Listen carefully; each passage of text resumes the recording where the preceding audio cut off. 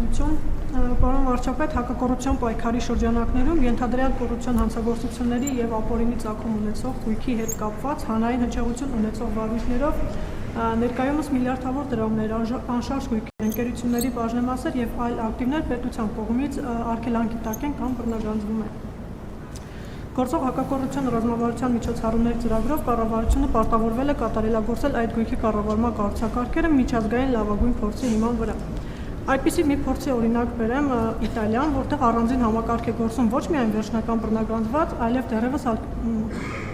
արգելադրված ակտիվների արդյունավետ կառավարման համար։ Ընդ որում իտալական մոդելում այդ գույքի եւ ֆոնդերի մի մասը սոցիալական օգտակարության ծրագրերով ու հստակ տոկոսային հարաբերակցությամբ կարող են տրամադրվել հասարակական կազմակերպություններին կամ օգտագործվել պետության կողմից։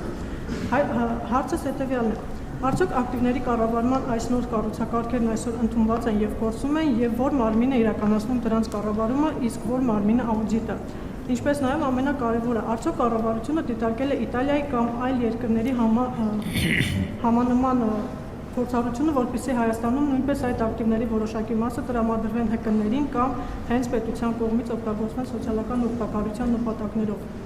Դուք որպես կառավարության ղեկավար առաջիկայում ինչ լուծումներ կարող եք առաջարկել։ Շնորհակալություն։ Ես կարող եմ ասել, որ նման թեմաներով պարբերաբար քննարկումներ են լինում եւ մենք իհարկե մի շարք որոշումներ արդեն կայացվել են տարբեր ուղղություններով, որովհետև ձեր հարցը շատ բազմաշերտ է, մյուս մասերով էլ քննարկումներ գնում են, որպեսզի կարողանանք լավագույն լուծումները գտնել։ Չեմ կարող ասել, այսինքն քննարկումները ինչ որ մասերով արդեն որոշումներ կայացվել են, մասնավորապես արգելադրումից հանելու այդ օպերատիվությունը թվայնացում եւ այլն, այսինքն այդ թեման նկատի ունեմ մեր օրակարգում, ընդ որ մեր օրակարգումը նաեւ արդեն իսկ պետության սեփականությանը անցած գույքերը հնարավորինս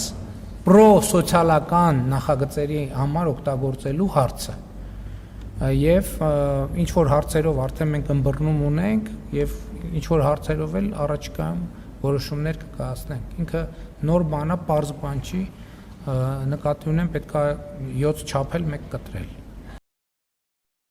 Հավանիչ տեսանյութը եւ բաժանորդագրվիչ նորությունները բաց չթողնելու համար